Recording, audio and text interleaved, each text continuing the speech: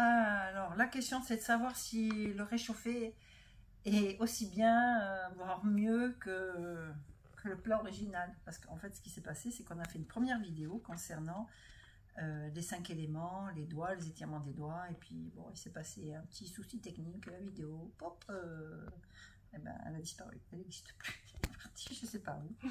Dans un cache, dans l'espace, dans l'univers. Voilà. Donc, on se refait une deuxième concernant les 5 éléments. Alors, ce qu'on peut faire, ce que vous pouvez faire, c'est prendre un format A4, un papier comme ça, et dessiner votre main dessus. Donc, comme je le disais, c'était la main droite que j'avais dessinée. Et tout ça pour dire qu'au niveau de chacun des doigts, on a un élément, il y a 5 éléments classiques. Le feu, Agni, représenté au niveau du pouce. Vayu, l'air, au niveau de l'index. Akash, éther, au niveau du majeur. Prithvi, l'élémentaire, représenté au niveau de l'annulaire. Et Jala, l'élément eau, représenté au niveau de l'auriculaire. Et dans une prochaine vidéo, plus tard, on verra à quels organes correspondent ces 5 éléments. Juste pour un petit apéritif, je vais vous dire pour le pouce, l'élément feu, il y a 2 organes associés que sont le cœur et l'intestin grêle. Pour le feu digestif. Voilà. Alors, il y a plein d'exercices à faire pour les doigts et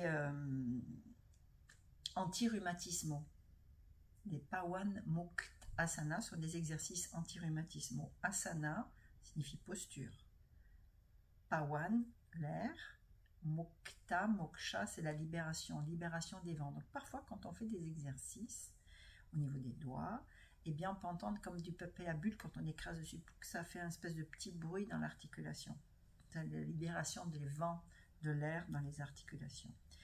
Alors, ce qui est important aussi à savoir, ce qu'on recherche dans le yoga, c'est de mettre de l'espace akash dans nos boîtes articulaires pour donner de la libération, de la mobilité à nos articulations. Et là, pour beaucoup de personnes, on a des difficultés, c'est dans l'articulation du pouce. Donc, toutes les postures en appui sur les mains, il y a trop de personnes qui souffrent de cette zone-là, au niveau de l'articulation du pouce, avec des gros rhumatismes, arthrose, même à être obligé de se faire opérer de l'articulation, comme on peut se faire opérer de l'allus valgus.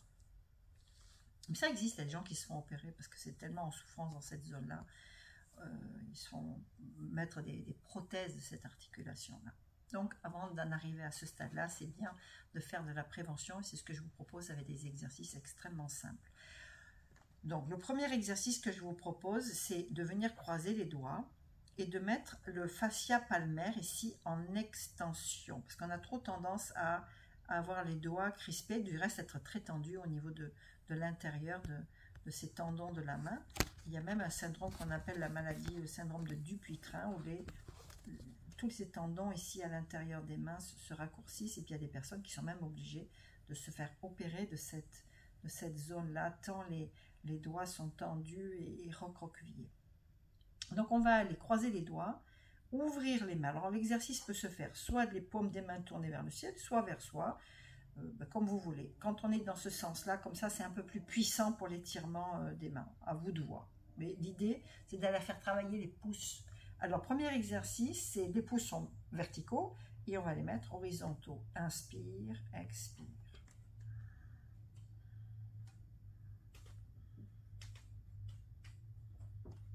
Alors, la logique du souffle voudrait qu'on expire en faisant l'effort. Donc, inspire, on referme, expire, on ouvre. Et on peut en profiter pour aller travailler la sangle abdominale en expirant, en même temps que les pouces se redressent. Et du reste, rappelons-nous que les pouces correspondent à l'axe vertébral. Et en même temps, on serre le ventre. Inspire, expire. Et après quelques mouvements, on peut tenir comme si on tenait, comme s'il y avait un élastique qui reliait nos 2 pouces, et qu'on essaye vraiment de tirer dessus. Du reste, chez vous, si vous avez un élastique, vous pouvez le coincer entre les pouces, comme ça, là, et hop, tirer, et travailler comme ça avec un élastique, ou dans ce sens vertical, ou dans le sens horizontal. Et après quelques respirations, ça travaille fort, là, ici, eh bien, on relâche et on va dans un premier temps masser cette zone-là. On attrape franchement à pleine main le pouce, avec ici cette masse musculaire qu'on appelle l'éminence ténar, et on rabat à l'intérieur, on y sort le pouce, et ça allonge toute cette zone tendineuse là.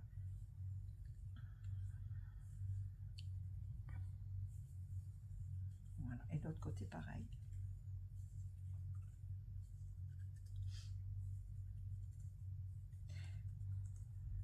Rappelons-nous, hein, le pouce, c'est l'élément feu. L'élément feu, cœur, intestin grêle. Et en ce qui concerne l'énergie, en ce qui concerne le méridien, le pouce circule l'élément lié à l'énergie du poumon. Donc c'est des portes d'entrée différentes. Acupuncture, poumon. Ayurveda, les 5 éléments, élément feu, avec intestin grêle et cœur. On se mélange un peu les pinceaux. Il y a plusieurs portes d'entrée dans ces histoires d'énergie. Donc parfois on se dit, ah, c'est pas ça, c'est autre chose. Non, ça peut être les deux en même temps. Alors une fois ce premier exercice réalisé, on peut recroiser les doigts. Et puis on peut éventuellement décider de croiser les doigts dans l'autre sens. Moi instinctivement, j'ai mon index gauche que je mets toujours en premier. Donc je peux décider de mettre l'index droit. C'est bien pour le cerveau aussi, hein, de travailler de façon un peu différente. Donc on va croiser les doigts autrement, on ouvre, et là, les doigts, au lieu de faire ce mouvement, on va faire ce mouvement-là. Inspire, ramène, expire, tend.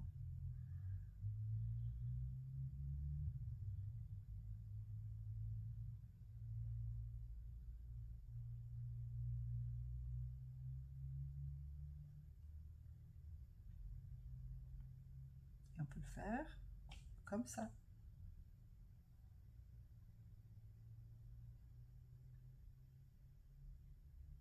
Après, chacun adapte un petit peu, hein, une fois qu'on a quelques exercices en tête et qu'on s'en rappelle, qu'on les marque sur un cahier avec des petits schémas, eh bien l'important c'est de pratiquer.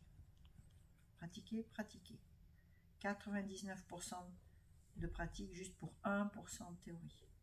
Un petit peu de théorie, juste un tout petit peu, mais beaucoup de pratique. Une fois que ça c'est fait, on va pouvoir faire tourner les pouces sans plier les phalanges.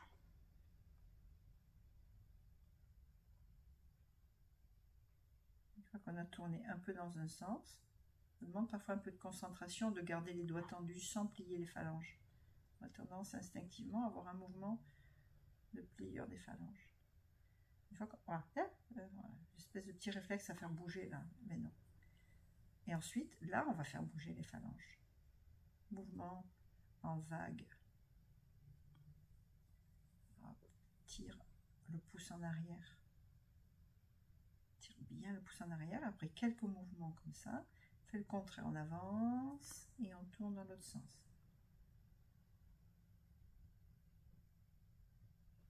Alors là, c'est juste une petite initiation. L'idéal, c'est quand même de faire, allez, on va dire entre 10 et 15 mouvements de chaque.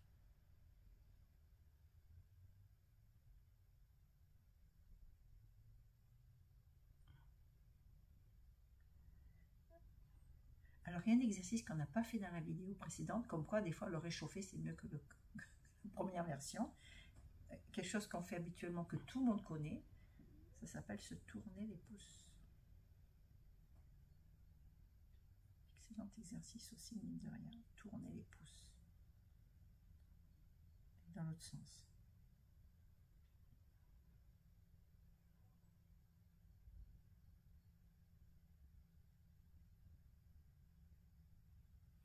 Et à nouveau, friction, friction. Secoue les poignets dans ce sens, comme si on voulait mélanger les doigts. C'est pas le mouvement sec qu'on fait en fin de séance. Hein. Rappelez-vous, en fin de séance, on fait un mouvement sec des poignets. Là, dans ce que je vous propose, c'est quelque chose de très souple. Une fois qu'on a bougé un peu comme ça, simplé, là, le 7e nain avec ses manches longues. Secoue. Et puis, de façon circulaire, ça aère, ça fait du vent. Dans l'autre sens. Et puis pour terminer, la masse, on a un gros tendon ici, là, qui tient, qui maintient l'articulation du poignet. Alors les tendons, ligaments, font partie de la famille des fascias. Tissu conjonctif. On appelle ça des fascias. Allez, dans l'autre sens, l'autre main, je veux dire. Voilà. Et une fois qu'on a fini les exercices, on va développer notre capacité d'observation sensorielle. Pose les mains tranquillement, les coudes près du corps, les doigts parfaitement détendus, le visage aussi. Et là, écoute, observation. La position d'observateur, il y a un mot en sanskrit pour désigner l'observation, c'est sakshi.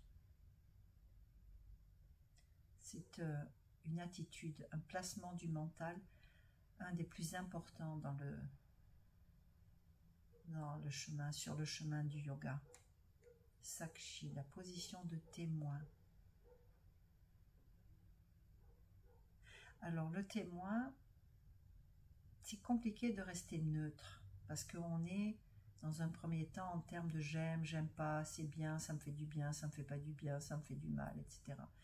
Donc c'est compliqué d'être neutre, distant, non attaché. Mais si on n'est pas neutre, au moins on place notre mental sur le cursus de la bienveillance. Alors moi je sens que mes mains, mes doigts picotent bien, je sens bien l'énergie circuler. Et puis généralement, ce qu'il faut faire avant de passer à autre chose, avant de continuer nos activités de notre vie ordinaire, c'est d'attendre qu'au moins 50% des sensations de picotement, de chauffement se soient estompées avant de passer à autre chose.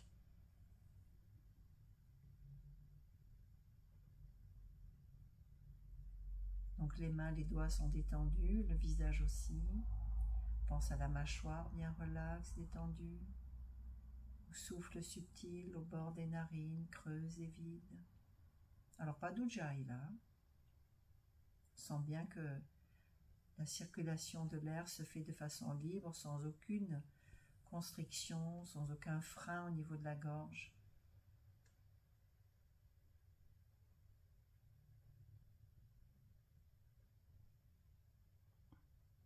Alors on peut penser Om 3 fois dans la tête ensemble. Sur une expiration, pense Om très fort. Grande présence, on peut voir un joli O dessiné, la lettre M. Ou on peut voir A, U, M, et la contraction entre le A et le I et le U, pardon, donne un O en français et en sanskrit aussi.